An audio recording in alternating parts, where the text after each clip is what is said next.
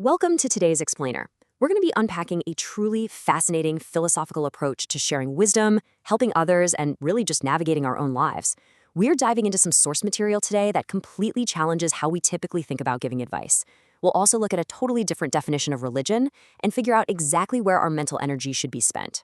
So let's jump right in. Okay, picture this. You're watching a friend or a loved one totally struggle. You know exactly what they need to do, so you step in and give them objectively perfect advice.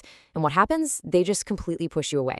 It's a universal and frankly super frustrating experience, right? You literally have the answer to their problem, but the moment you try to share it, this giant wall goes up. Why in the world does that happen? Well, let's get into it in Section 1, the unwanted advice backlash, where we're looking at the actual limits of sharing our wisdom. To answer that question of why advice backfires, we've got to look at a foundational concept from our source material called Geungi. Think of Geungi as a person's inherent capacity, or basically their current readiness to take in information. The source establishes this very clear, hard and fast rule. If you give someone an unprompted answer without first assessing their Geungi, it's going to cause an adverse reaction. It creates an absolute backlash. It honestly does not matter how objectively correct your advice is. If it doesn't match up with their current capacity to understand it, they're going to reject it. You are essentially speaking a language that they just aren't ready to hear yet.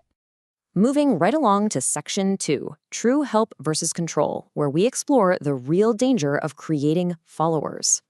The source offers this incredibly sharp critique of how society typically helps the vulnerable. Traditional, dogmatic organizations often end up preying on people when they're at their weakest. Because someone is struggling, they're easily led. But that help usually comes with some major strings attached, basically conditioning them to become dependent followers or subordinates. Now, in stark contrast to that, the speaker argues that true mentorship doesn't build a little army of followers who just sit at your feet. True guidance actually frees people. The whole point is to solve a person's hardships purely so they can stand on their own 2 feet, get back out into the world, and thrive independently in society. So how do we actually put that into practice?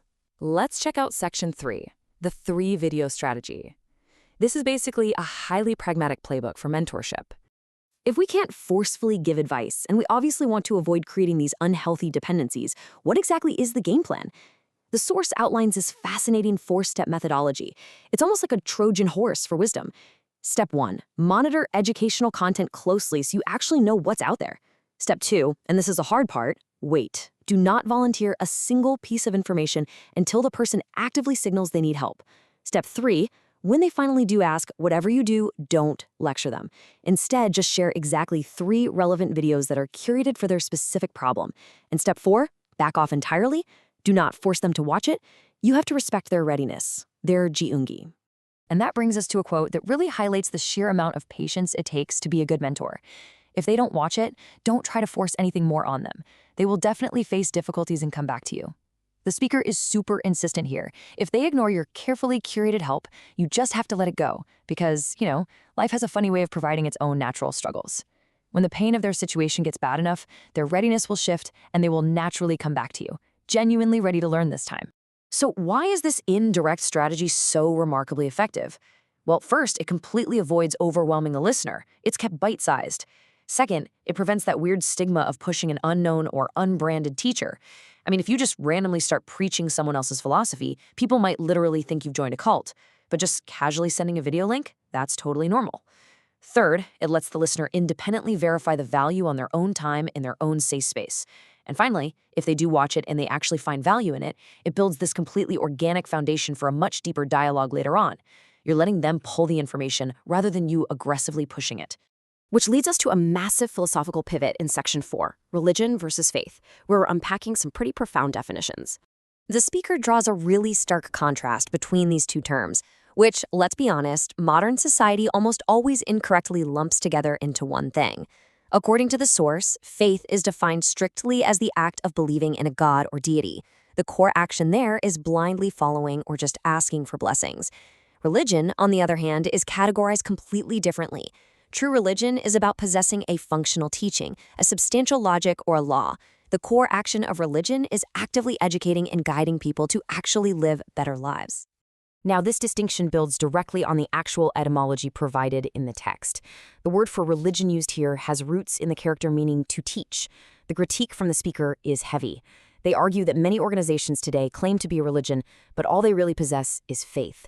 They don't actually have a practical law or substantial logic to educate people on how to navigate the actual hardships of life. And in a really fascinating twist, the source states that if a system holds a substantial logic that educates people to live better, well, then even something like corporate ethics could functionally act as a religion under this definition. It is entirely about the presence of a functional teaching. And that brings us perfectly to our final concept in Section 5. Focus on the present, fixing the now to secure the future.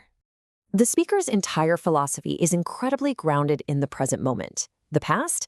That's simply the root cause of why you are struggling today.